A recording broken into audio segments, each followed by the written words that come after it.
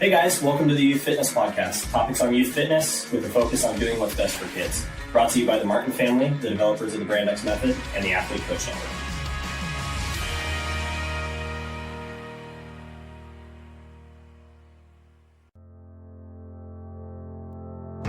Youth need great coaches now more than ever. Brand X has dedicated themselves to doing what is best for kids for over 2 decades and now offers mentoring, education, programming, and resources in one smart package to empower coaches to efficiently deliver world-class youth programs.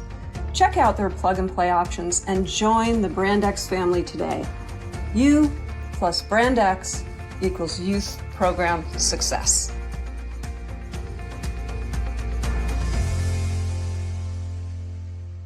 So Dan, we've known about each other for a long time. We kind of we're in the same circles, and we really didn't get to meet each other until a couple of years ago. But we've followed your career for quite a while, what you've been developing. We love the ethics and the integrity with which you approach business and your company approaches business.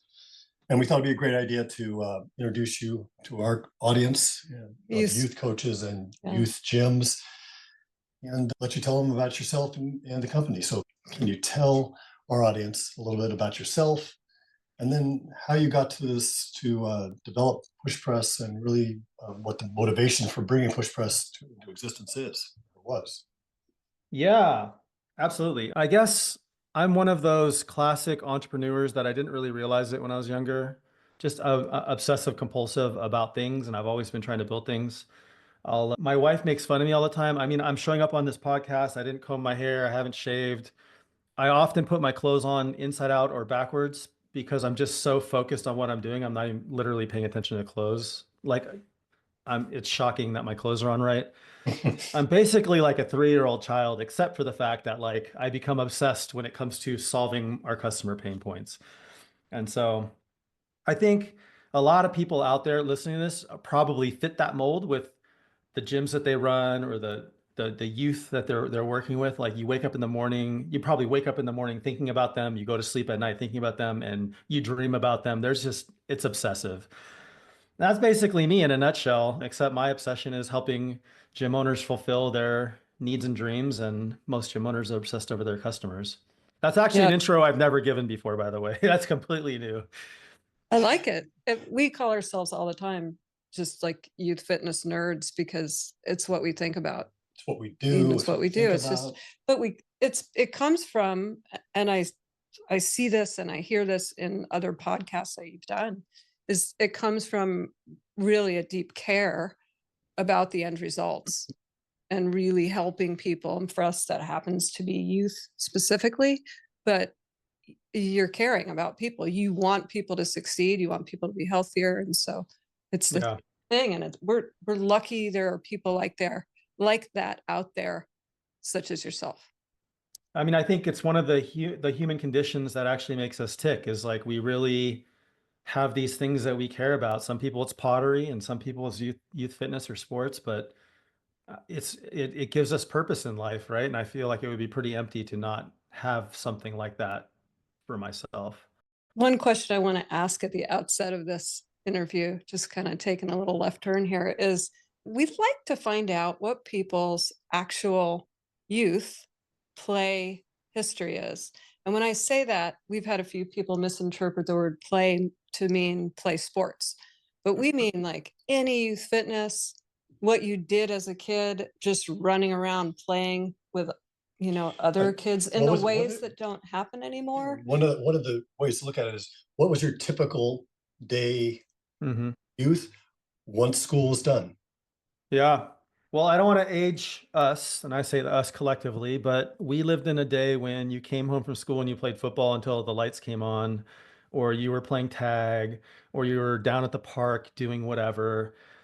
I do feel like that's missing a little bit from today's day and age. Like, the parents have to be everywhere with kids now a little bit. But yeah, man, I was they called us latchkey kids back in the day. I don't even think that term exists anymore, but it meant I had a key to my own house. I walked home on my own. I would go find the kids in the neighborhood. We would play football in the street, base stickball in the street. We would go run down to the park and create bow and arrows out of tree branches, just do all of that. You're looking at each other like you guys might have done that too. I don't know. That was our all, childhood though. all of it. Yeah. Yeah, I was also, traditionally or more specifically involved in year-round sports. I played baseball, played soccer, didn't play football actually. Played basketball. Baseball and basketball became my two main sports. And for some weird reason, actually, I know why. It's not even a real weird reason, but through massive insecurities that I had of my own self in sixth grade, I started buying muscle and fitness magazines, and I created a bench press out of a folding chair and some weights that I found at a garage sale in my room. And I went underneath the folding chair and bench pressed like 15 pounds every day until I was big enough to go to a gym. I remember when I got my license, the first thing I did was joined a 24-hour fitness, and I went every day at 5 a.m. before school. So there's just something ingrained in me that always was kind of along those lines, I guess. That's great. And I love hearing all the different things that you did, because we do have a few theories about that, about that people with broad experience doing all these different things and how that impacts them into the future. Resilience. Yeah. I love the idea that massive insecurity took you to buying the weights, setting up the weight, and pursuing that. I don't talk about this very often. I failed seventh grade, failed the presidential fitness test. Drove me to become obsessive about same thing. I set up a bench. I did the thing. This rickety old bench would tip over about 3 times a week. Time I would use it, but came back next year and came in second in school in the presidential physical fitness, and I never really looked back. Nice. And one of the things I think we've done with our kids is beyond the idea that when Mikki was getting to with the not allowing them to play by themselves outside until the lights get turned off and the mom is yelling for them to come home for dinner. But that failure or the fear of failure is a great motivator for kids to push forward and to find their best. And we tell the story of our oldest boy, Connor, breaking this or setting the school record in pull-ups. Our second son came in, broke his record in middle school in pull-ups, and the next year when our son came back, they said, you know what, we're not doing pull-ups this year. He wanted to set the record again. I said, so we're not going to set the pull-ups. We're not going to do pull-ups this year because you made some kids feel bad because you were on the pull-up bar too long. We're just going to do a dead hang. And I thought, that's an opportunity that the teachers and coaches missed in helping kids find motivation to get better. And different generation now. Yeah. Yeah, we want to keep those things and people that motivate us out there in front of us, not invisible. So it's an interesting tactic they take. Free play, playing outside, dropping books off at the end of school, going outside, playing with your friends, finding all those things that you did. It is helpful with teaching kids resilience. It's teaching kids to negotiate and find commonality in rules. So if you show up at a basketball court, you got a basketball, and you've got 5 kids, you've got to figure out how the rules are going to so you can play the half court basketball. All those things are really important to us as we get to be adults. You've had to have some resilience in your life, and that's brought you to a place where you really have a successful company. So I'd like a couple things. I know you have a whole list of questions there, but I'd like to talk a little bit about resilience in your life, and then the founding, really the bringing about of PushPress, and then the integrity with which you run PushPress. I think it's important for people to understand that. Yeah, absolutely. God, resilience is such a good word. It's funny because I haven't really thought about my childhood a lot in the last decade, and this 5 minutes we've been on maybe has really brought me back. I never really thought about this, but so why did I start bench pressing? Because I was massively insecure. Why was I massively insecure? Because I was in the cool group of kids, and then one day they all decided I wasn't cool, and I was like the outcast kid in school. Like nobody, it was like socially destructive to talk to me. And I was like by myself. And that's why I wanted to get big and strong, because I was just like pissed off at everybody at that point. And really what happened to me is like I became best friends with this one immigrant who came from China, who's still a good friend of mine today, but him and me were just like, no one would talk to us because he was this weird Chinese kid who had weird, like panda toys, and I was this socially unacceptable kid. And I don't even know how it happened to me, but like that was probably one of the most defining moments in my life, because from that moment on, I wasn't part of the cool kids. I had nothing to rely on. I had to just be my own person. And I ended up making friends with people who were actually more studious, that weren't cool, because it was all like the nerds and the social outcasts that like would accept me because they didn't care or they didn't know. And because of that, I got good grades. I ended up going to college. Like it probably materially changed my life for the better, for the best. But at the time, it was the worst thing that ever happened to me. So I literally, I don't know if I blocked that out. I just wasn't, I hadn't thought about that for the longest time, but this conversation sparked that out of me. Glad we And could back up for you. yeah, no, Hey, it's good. Like it really, I should talk about that more because it was so defining for me, you know, like at that age to be, one of the few cool kids in school to like, it was bad for me. Anyway, and then if you really want to talk about resilience, and this really does shape into kind of like the next part of what you were talking about, empathy and like the leadership style. I went through a drug addiction, actually. I don't know if you guys know that. We've listened to a few podcasts. Yeah. Yeah. And you want to talk about resilience, talk about like having your freedom stripped away, talk about having a potential felony hanging over your head, which happened to me, which happens to most people who are into drugs for any amount of time. I went from a very productive, high income earning, white collar college graduate to a really bad place in like 6 months. Like drugs will destroy your life really fast. And I had to make a choice at some point to say like, who am I and what am I doing? And will I let life pull me one way or will I choose to go another way? And I decided like my life was worth fighting for and I kind of went a different way.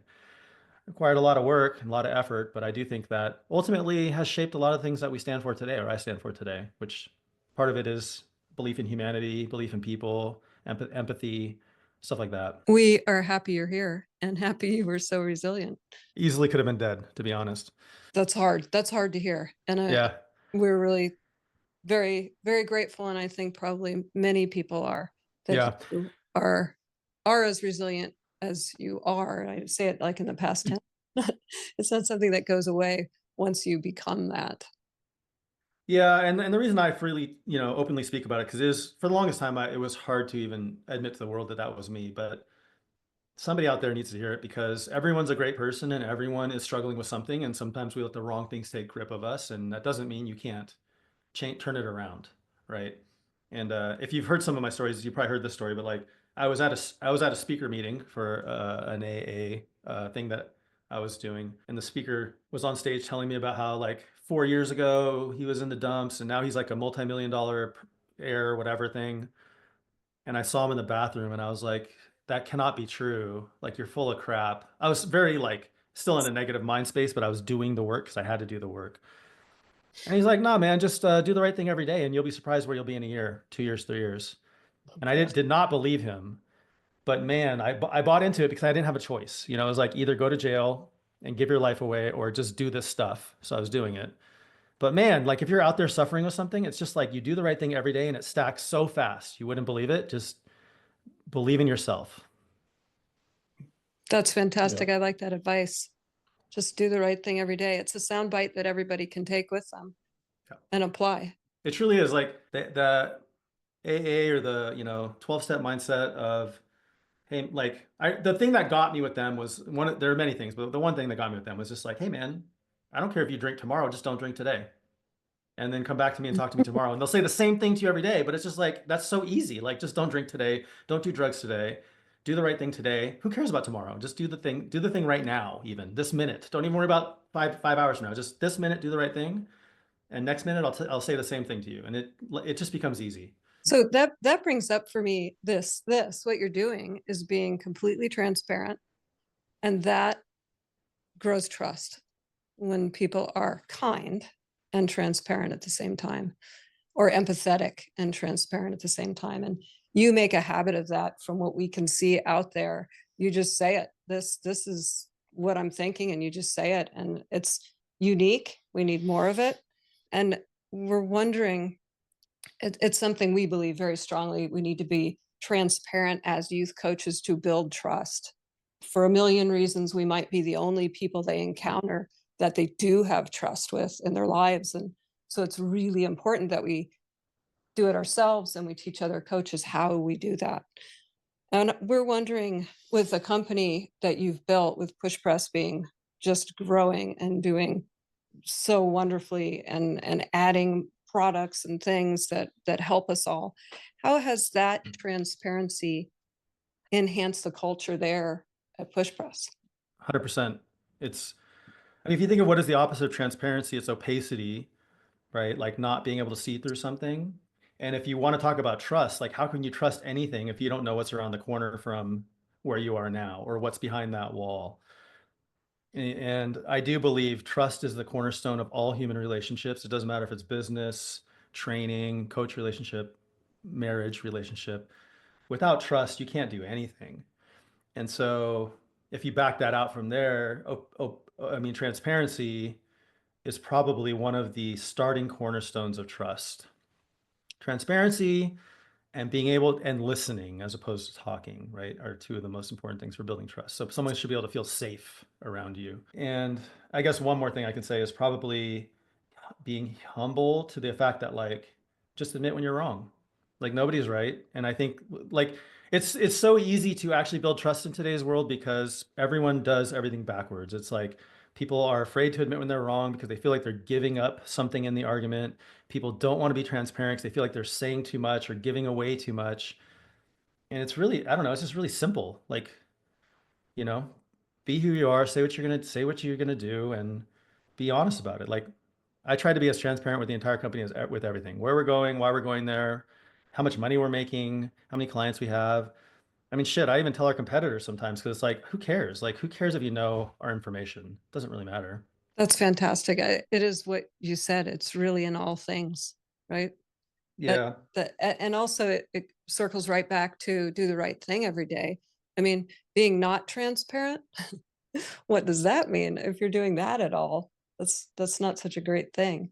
I mean, Yeah. And really, if you think of, I guess if I think about it, it's like these things I learned in the program of recovery really shaped a lot of it. Because yeah, it's like if you're not being honest, you have to be transparent to be honest. And if you're not being honest, it's such a slippery slope to go from like I'm gonna tell a white lie to I'm doing crazy stuff and hiding it from the world, you know? So it's like you just lean all the way into being honest and transparent and you go from there. I like the idea of empathy combined with resilience and kindness, but the idea of the empathy when we approach customers coming through our door, as a gym owner, back when we had a gym, I used to tell our clients or our customer, sorry, I used to tell our coaches, when you put your key in the door, it's no longer about yourself. You step through that door, it's about everybody else coming through that door. And for youth, one of the things we found, especially in middle school and high school years, is it's rough times. Having empathy for that and understanding that these kids are coming into your gym, probably having been beaten up all day long. I mean, the culture for middle school and high school is even your best friends are hard on you. Even your best friends are sarcastic and mean and find those weaknesses and pick on them. Make teenagers sound terrible, but it's just the culture. And so when they come through that door, having your coaches understand that we need to have empathy. We need to understand the day that they're having. We need to stop whatever we're doing. If we're putting a workout up on the board, we need to stop, shake their hand, look them in the eye, ask them how their day was. And then it can't be fake. We can't fake that. It's got to be, we got to have integrity. We have to really care what their date is like. And we have to really care that they understand that we care about them. So we're asking, how was your day? How was school? What did you have for breakfast? And it isn't even necessarily what we're talking about, or it's that we're talking and that we're asking them sincere questions. So I said all of that for a reason. One of the things I see with PushPress is that they care about their customers and they care about what the customer experience is and what the customer solving the problems for the customer and making the customer kind of lead with how do we make the customer, or how do we help the customer be better for their customers? So can we talk a little bit about PushPress, what the products look like, let our customers know what the products are, let our audience know what the products are, and also from our perspective, talk a little bit about how the technology and what you're doing solves the problem not just for your customers, but also for your customers' customers. Oh, that's a good way to look at it, because most people don't realize that we do think about that. We think about the member a lot. I have ADD, so I want to go back to something you said, and I'm 90% going to forget this part of the question. So just bring me back there when we get there. But I do want to talk to your audience, because your audience are coaches who work with high school kids and middle school kids, right? Yes.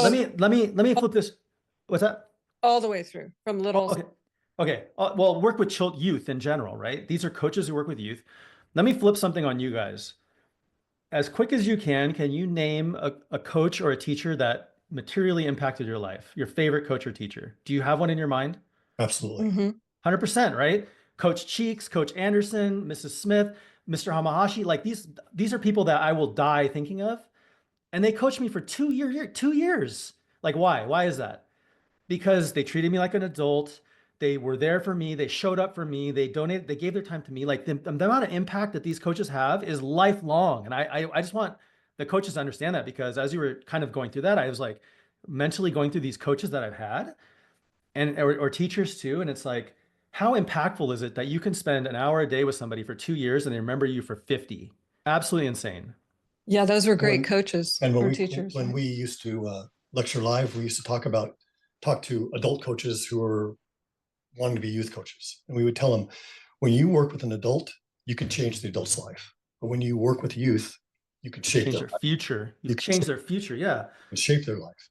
And it is materially different.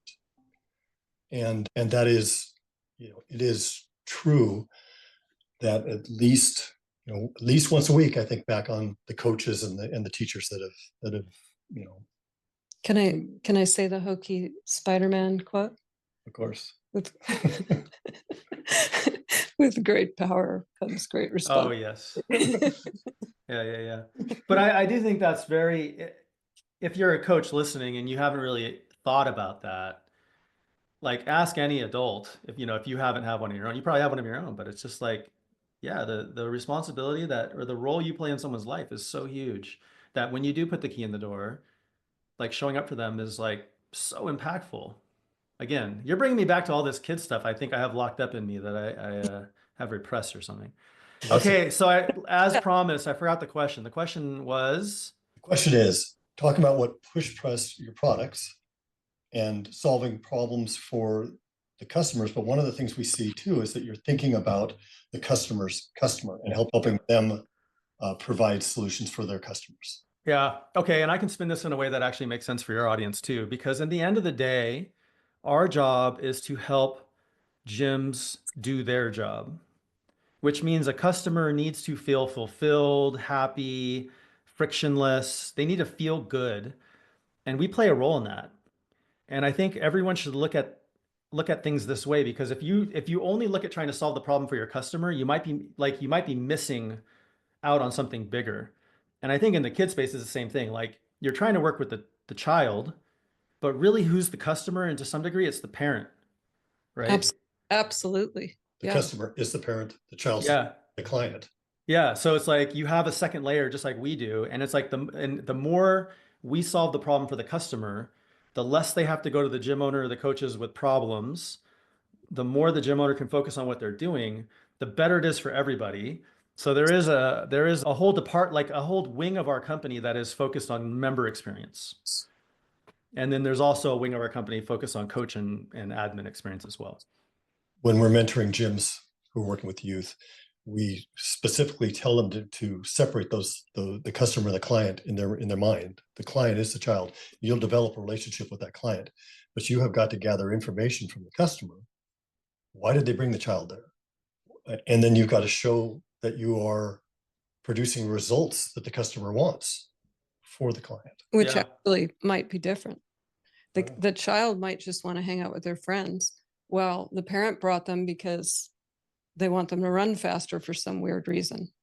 So yeah. And I think ultimately a lot of parents just want their kids to be happy. Like they might have athletic endeavors or whatever also in mind.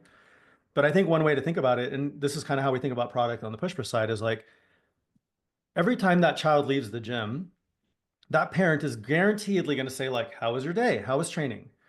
If you can actually get that child to say, oh, it was awesome. I love Coach Dan. He's so fun. Like, do you think they're ever going to quit you if they keep hearing that? Like, they're going to keep working with you. So it's like, how do you actually kind of create those experiences or help make a situation where the child is openly telling their parents and not just going, good, you know, it needs to be something memorable, right? You definitely send a client to Brand X to get trained. Well, it's exactly. And I think the coaches going through your program probably think about this stuff more, whereas if you just show up and coach, you're probably looking at the child as your client, right? And you're not thinking through these things this way. But the way I like to think about business is everything can be somewhat manufactured in some way, and you want to think of the desired outcome you want and why you want it. In this case, it could be like you don't want the child to quit because you want to impact their life. You know the parent's making the decisions, and the parent's going to ask every day. So how do you get that child to talk to the parent about their experience? Do something fun, do something that excites them, make them feel really good. There's plenty of ways you can do this. But if you don't have that mindset, you won't create the class accordingly, right? I agree entirely. We have a daughter-in-law and a granddaughter who are some of the most observant type humans I've ever seen. Just watch other people, stand back and watch and learn so much from that. And so that's a unique quality, and enough of us don't do. Sometimes we want to get in there and talk and be a part of a group without really observing what's going on. And this sounds maybe a little creepy, but if you observe kids in a certain age group and what makes them happy, what do they do organically that they're having fun doing? Mm-hmm. They start flicking a bottle. Remember that whole flicking a bottle thing? Can you make it land? And that becomes a thing, and everybody's having fun with it. So just using your powers of observation and your community, what do kids find fun? Why are they smiling and laughing? What are they talking about? And knowing those things is a huge piece of being able to get that result. Very good. Yeah, super good observation. You got to meet the customers where they are, right? So make that part of the fitness. Flip a bottle in between rounds or something. They'll love that, right? You have to pay attention to them. I think that it's hard for the general population of youth coaches and gyms running youth programs because they don't think of the program as a business when they start. They don't approach it in the same way. So they stop thinking about, how do we retain a customer? How do we retain the client? And we had this little bitty gym in the middle of nowhere, up in the mountains outside of San Diego. We had over 100 kids that were with us longer than 5 years. We had, I think, close to 40 that were with us longer than a decade or more. And that doesn't happen by putting a workout up on the board and letting them have fun. Fun is integral. We need to have fun, but they need to see progress. They need to be challenged. They need to have more complexity in their lives. They need to find ways to play and interact with their peers in the group. And they have to have caring and invested coaches that are involved with that. And I think that that's part of why we see programs kind of just limp along rather than they really explode and become a real driver of revenue for gyms. Yeah. I mean, the good news is I think the bar is pretty low. So become a Brand X client, pay attention to what they're saying, figure a few things out. You're probably already well ahead of the pack. And yeah, I think it does start with thinking of here's how I see it, again, dealing with all the gyms that we deal with. When I say think of your business as a business, think of your gym as a business, it immediately turns into like deer in headlights because it means business means sales, marketing, lead funnel, metrics, all of this stuff. How do I do it all? And like we can really just simplify this down to just like, hey, just work on one thing. The way business works is like you find your weakest hole, you work on it, you make it better or good, and that's automatically going to break something else behind it, and then you fix that, and that's going to break something else, and then you fix that, right? So it's like all you have to do is just work on one thing, and you're naturally going to find the progression of like, okay, now that I'm getting 10 times more leads, my sales sucks. Okay, let me fix my sales. Now that I'm closing a bunch of sales, my onboarding sucks. Okay, now that I fix that, my coaches can't handle having 30 people in a class. I got to, it's like you'll just naturally find the next step to do. I love that. Often when we talk to people about their youth business being a business, it's not just deer in the headlights. They're like, well, what do you mean? I've got a couple hours here. I'm going to have kids come in and we're going to make money. Yeah, I just want to fill those couple hours. Well, yeah. Then we're like, okay. How many kids do you want to have? Let's just start with something simple. That's where we start with. Let's just start with something simple, like how many kids do we want to have in the class? What can I handle? And what is my mission statement for my youth program? Well, I want them to have fun. Good. We all want them to have fun. We need to have something beyond that the parents are going to pay for, because fun is an activity. An activity is something you do once in a while. The parents are going to pay the value for. Yeah. Because the parents will pay $10 a class for just about anything. They don't really care what you do for $10 a class, but it's not a business. That's not. Yeah.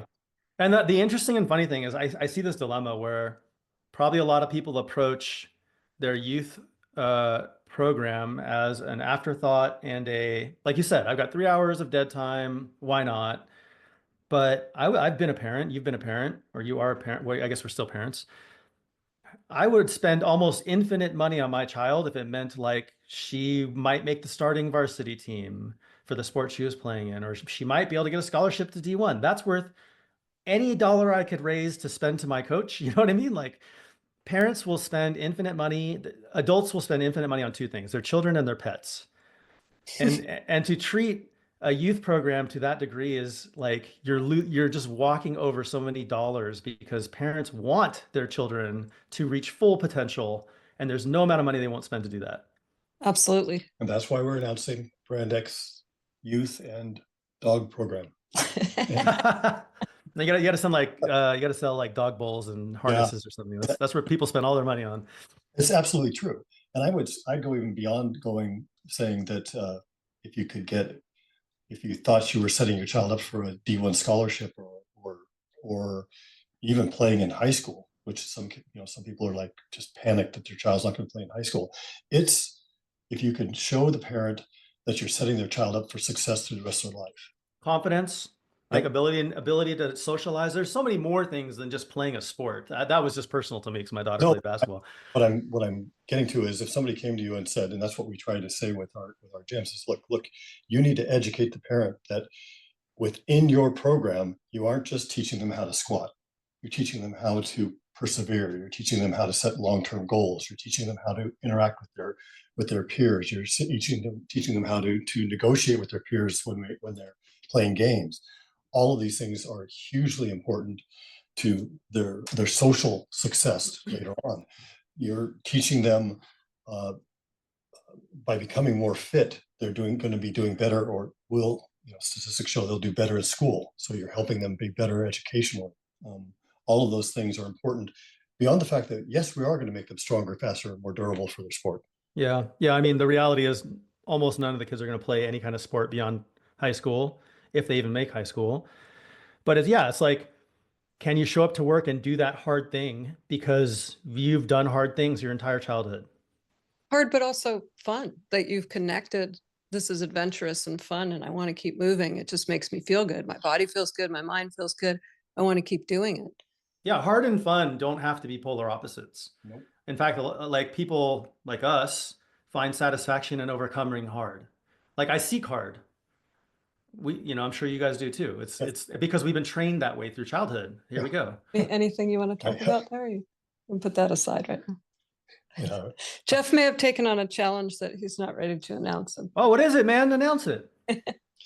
I volunteered for the search and rescue team, sheriff's search and rescue team here in Phoenix, and it's hard. It's hard. Like the training? 65 years old. It's just 7 miles, hikes with 30-pound backpacks, elevation, 2,000, 3,000 foot elevation gains in an hour and a half. And it kind of is for time. Yeah, no, someone needs to be rescued. Yeah, you're not playing around there. So I'm pretty excited about it. It's fun. It's a new challenge. Heard it here first. Because I'm super proud of him for taking that on, but that's not like surprising. I think when he turned 30, there was like a typical moment, and he did the wild horse race at a rodeo. Where you rope the horse. Somebody get off and rope it up. Yeah, somebody ropes it, somebody rides it, and we have to saddle. Yeah, saddles it. It didn't go well. Anyway, pictures of him wrestling a horse. Yeah, I got a picture of me with the horse on the ground and me on the horse. That was not how it was supposed to go. It was hard. But you know what? I'm going to say that was a hard challenge. It's interesting. We had a young lady started with us when she was 4 or 5 years old, all the way through to 18. She went to MIT. She's 25, probably 25-ish now. I had a phone call from her last week, and she was, Coach Jeff, I just wanted to tell you, I haven't been in a CrossFit gym in 5 years. Went in the CrossFit gym and they had muscle ups in the workout. Just want to let wanted you know, I just jumped up there, grabbed the bar, grabbed the rings, and did a muscle up, and then did X number in the workout or whatever.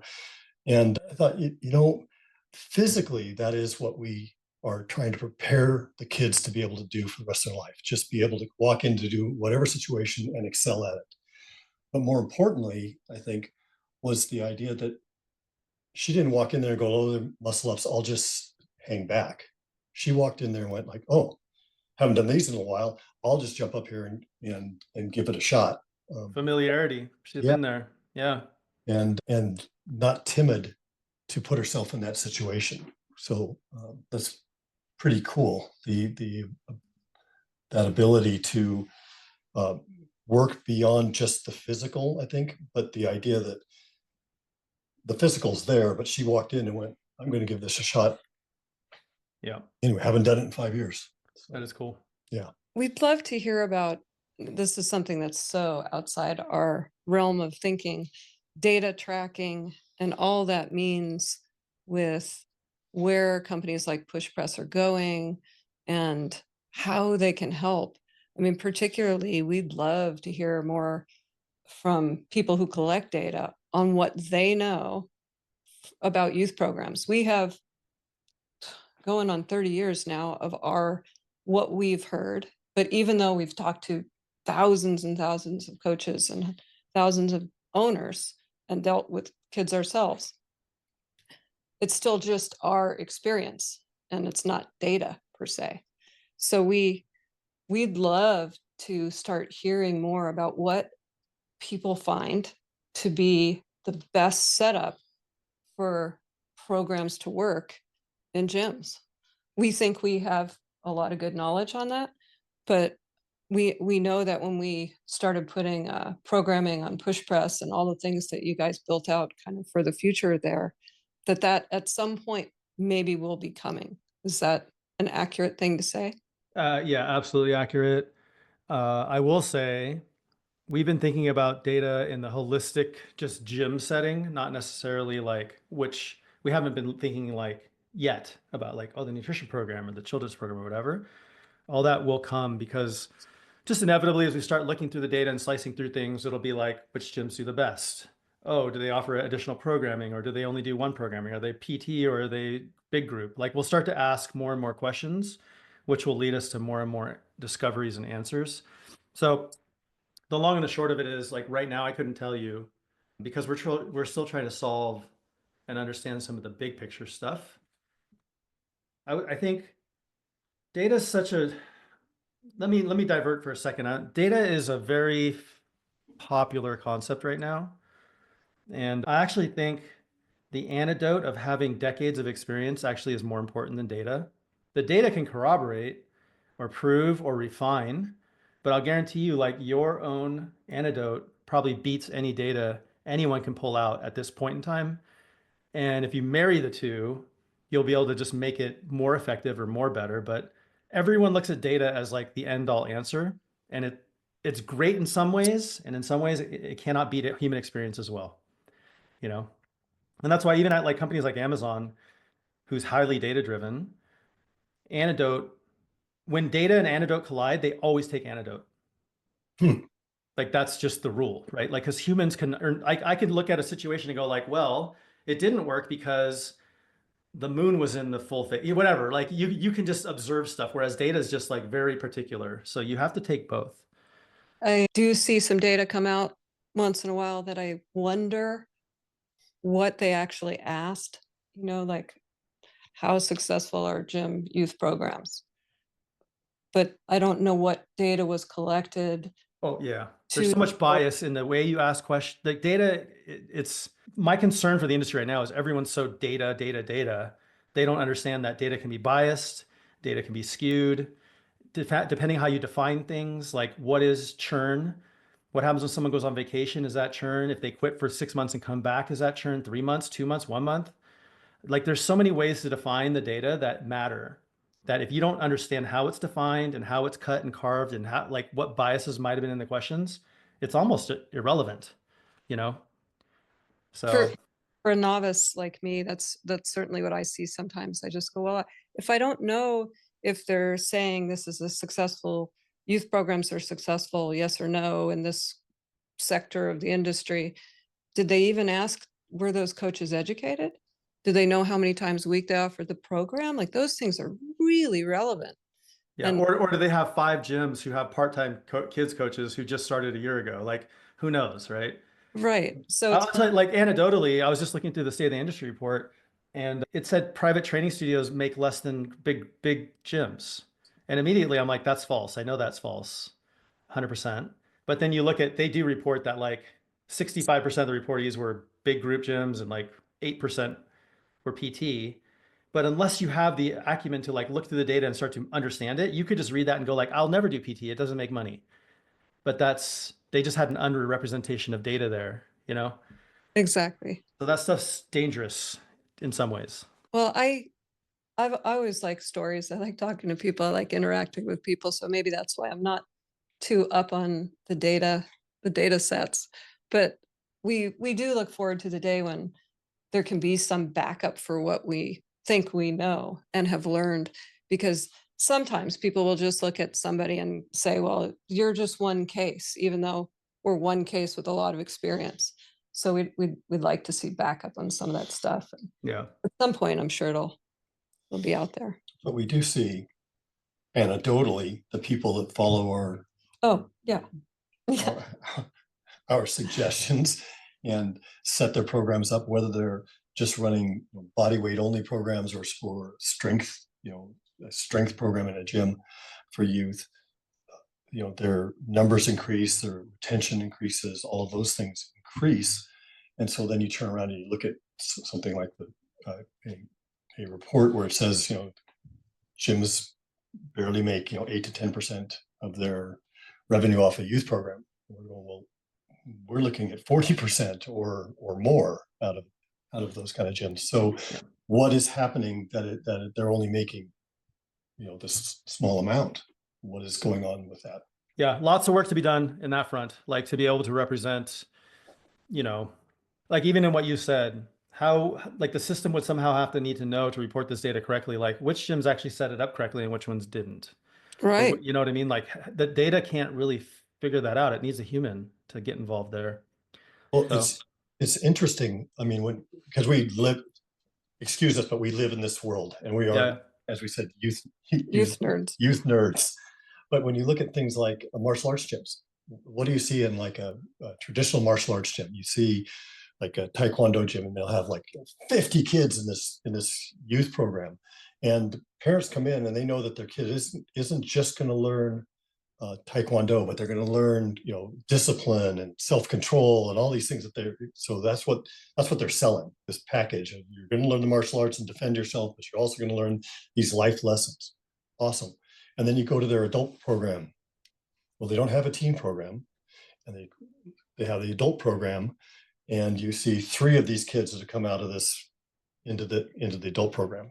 Their adult programs are small, and the problem we see, when you kind of take that idea to fitness gyms, is nobody's setting up the transition from the kids program to the middle school program to the teen program to the adult program. Nobody is giving people an on-ramp. If you're just having fun with the kids when they walk in, you're not really setting them up to do real work when they get to be middle school and real work when they get to be high school. So that's why like programming is really important.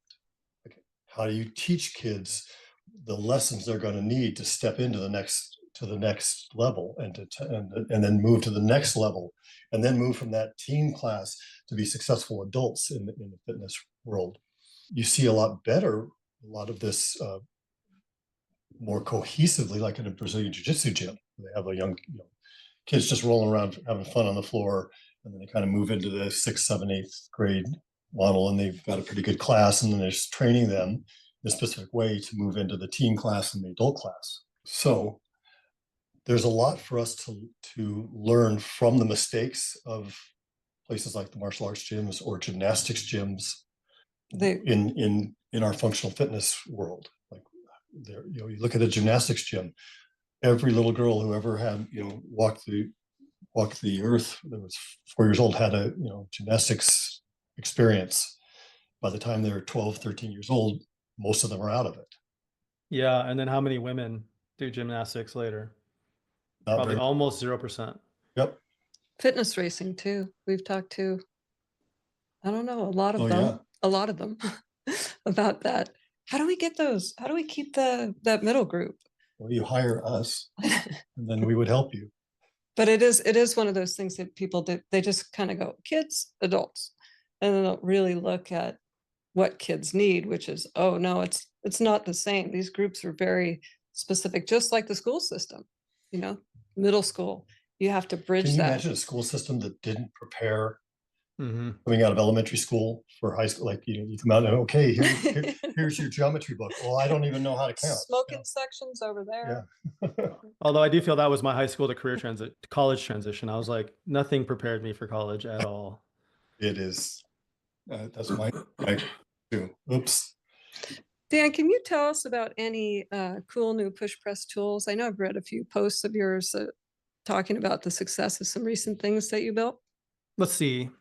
Recently, we redesigned our screens app, which is going to be a win because now we've kind of built it to be, think of it as like digital landscape. What is the word I'm looking for? Anyways, digital space in your gym that we're going to be able to manipulate for more and more reasons. So before it was just a workout and it was a class list. We're going to build in a leaderboard, which has been in high demand. Not necessarily on my philosophical agreement, but people want it. Leaderboard. But then we've started to work in some things like celebrations. So like when someone comes to a class and it's their birthday and they haven't turned off birthday acknowledgements, like it might have some confetti in their name. And if you click it, it'll be like a big takeover, like happy birthday, Jeff, with confetti everywhere. We can start to turn it there. And then with that, we can start to turn that digital signage into all kind of like announcement screens. You can start to build announcements into it, kind of use it for more and more digital stuff, maybe even partnerships with other local restaurants or whatnot. You can put their ad up on it or whatever. Like we'll start to use that for more and more things, which is cool. Excited about that. We're building and releasing today, I think, a committed club feature, which is a direct result of us looking at data. So we looked at the data and we realized like churn was really high in gyms, and the only thing that actually cut churn down to a reasonable number was attendance, which is kind of like no duh. And then we talked to a bunch of gym owners and we found that the ones that were running committed clubs were consistently like beating the churn rates. So naturally, we built a committed club feature. And so we talked to them and they're like, oh, committed club's great, but it takes me like 4 hours a month to manage and run. It's kind of a pain in the ass. I have to like, every month I feel this pressure to like release this social media post and make this Canva thing and all that. So we're like, cool, like let us do that, manage it for you and cut that 4 hours down to like 30 minutes maybe. And that's kind of the goal of that piece of the software. And a lot of AI thinking going in place right now, which is going to be hopefully the excitement of 2025. I don't want to talk too much about what we're doing because we haven't done it yet. And I've been bitten by talking about ideas before they come to fruition. But I mean, we've hired literally AI engineers who are not cheap, but that's their specialty and then they're finding some cool stuff to do. So I'm excited for that. That does sound exciting. I'm imagining a digital screen or digital landscape, like you're saying, with all those abilities. And man, that would take such a load off the owners and the managers. Yeah. So a lot of the way we look at product is kind of like, okay, great. You have a digital land board. Now I've got to manage it. Like we don't want that. We don't want everything we build to be yet another job for you to do. So where that's going to go, and this is where it marries with like data and AI, is like, okay, and here I am talking about like future stuff, but click a button, and this is all maybe, who knows, right? But this is like how we look at problems. Click a button, just auto post celebrations for me. Auto post anniversaries and birthdays. Auto do a takeover when I have a new member in class today. Like, I don't want to have to manage those announcements. Just auto do it for me and then create a slideshow and we'll put it at the front desk or something, right? Like, that's how we're looking at product more from a full loop position of like, every feature we add is actually more work for you. So how do we take that work away from you and make that feature as automatable as possible? That is wonderful. I'm particularly thinking of the time when Jeff was saying, "Oh, everybody wants a birthday workout. I can't keep consistent programming to meet their goals if I have to stop and do somebody's 27 burpees, 27 box jumps." Yeah.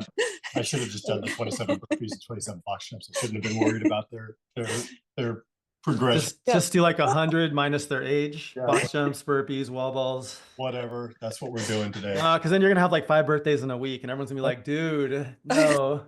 Exactly what happened, and that's what. But I'm thinking So about just the confetti. That's I'm fantastic. thinking about the Screens app and your concern about engagement with kids Oh, and yeah. how this could, you know, This could change. not this week and not next week, but sometime in the distant Maybe future. if somebody was thinking about it. Could be, you know, something engaging for putting up the kids workout. Here we have something and we click on it and we have, you know, kids squatting with confetti. We're talking like 5 to 10s. We still do a really colorful whiteboard and pictures and things, and that's part of the deal. Yeah. I love that. That's really it. exciting stuff. I like the idea of the committed club and that's helping helping coaches in that way. Dan, is there a question that you wish someone would ask that no one has ever asked on a podcast? So I haven't thought of one. For all the listeners out there, they told me this was coming, so just to prep me so I wouldn't be a deer in headlights, and I can't think of one, but I will make one up that's semi self-deprecating because it's more fun that way. And that question would be, why were you in the Glee Club in high school, even though you can't sing? And the answer to that would be because I knew how to play the school game, and Glee Club and advanced choir were both college credit classes. And the teacher, for some reason, liked me, even though I sucked at singing. I had a lot of friends that were taking it, and I got straight A's in those classes that actually transferred to college transcript, which got me into college. And it was just a lot of fun. Like my senior year was, after lunch, I basically had 3 classes of choir. So I read that as, so you were self-confident enough to do something that was a smart choice that you enjoyed that benefit you in the future. Yes, while singing musicals, wearing outfits on stages in front of elementary school kids. Okay. Yeah, all that. But yeah, it's funny whenever Glee comes on TV and I tell people like I was in Glee Club, people are like, what? No way. So other fun fact is I was also a male cheerleader senior year. I did a lot of the fun stuff that let me unlocked a lot of cool things for me my senior year, I think. It's awesome. I was also in the Glee Club. Were you? And, oh yeah. And our son was a cheerleader for San Diego State. Oh, for college too. That's the baller route to go. Because did he get a scholarship? Oh no, this is a story. This is a Brand X story. Sorry. Didn't want to play sports when he was in elementary school. Decided when he got to high school, I want to play rugby, because if you're the smallest kid in the school, you should pick a sport where big kids fall on you. So he joined the rugby. He was the starting wingman for, I think 3 months in was starting wingman, played for 2 or 3 years. Senior year, decided I want to go out for track. Went out for track. We go, that's great. Go out for track. Says, I want to pole vault. Made the county finals pole vaulting. His first, just good at everything. Went to school. Said he was going. Workout. Yeah, he was going to try out for the rowing team. So walking across the rowing, going to the rowing club, clicked up to do a handstand, because why wouldn't you do that and started handstand walking across the field, and somebody came up to him and said, you should try out for cheer. So we tried out for cheer, and then he was just made a U-turn instead of going to rowing. Yep. Went, yeah, okay. He was team captain. He just pirouetted and walked right over. Team captain sophomore, junior, and senior year. They came in 4th in the cheer competition in Florida. Nationals. Now he's all into climbing. Now it's rock climbing. Yeah. Oh wow. But it's cheerleading for me. I thought, oh, cheerleading, okay. And then I actually went and watched him. I'm like, super athletic. Super, really hard. Super. Yeah. I missed my only throw to hands at nationals senior year. It was very embarrassing for me. I was the only person on the team to miss. So that's my claim to fame. We did make nationals. We got to go to LA. That's kind of why I joined, to get to go to LA. Thank you so much for your time today, Dan. Absolutely. It was fun. Hope you guys had fun. And do keep reminiscing about your childhood and the fun things. I think Oh man, that's cool to go back and think about those things. This was therapy for me. We had a therapy session. I'll have to record them. Thanks again. Yeah. Thank you. Welcome to the Athlete Coach Network, a new connection-based training platform that breaks down regional barriers and connects coaches and athletes anytime, anywhere. You're an athlete and love to push yourself. Who's guiding you? As an athlete, you can filter and search our library to find the perfect coach, or sign up for a membership to get video feedback and comments from our coaches all over the world. As a coach, you can set up your profile and advertise your credentials, set your own price for video reviews or direct messaging to ensure your rates reflects the value of your time. Welcome to the Athlete Coach Network, and welcome to the future of sports coaching. That was the Youth Fitness Podcast, topics on youth fitness with focus on doing what's best for kids. Brought to you by the Martin family, the developers of the Brand X Method and the Athlete Coach Network. We hope you guys enjoyed that episode and you listen for more.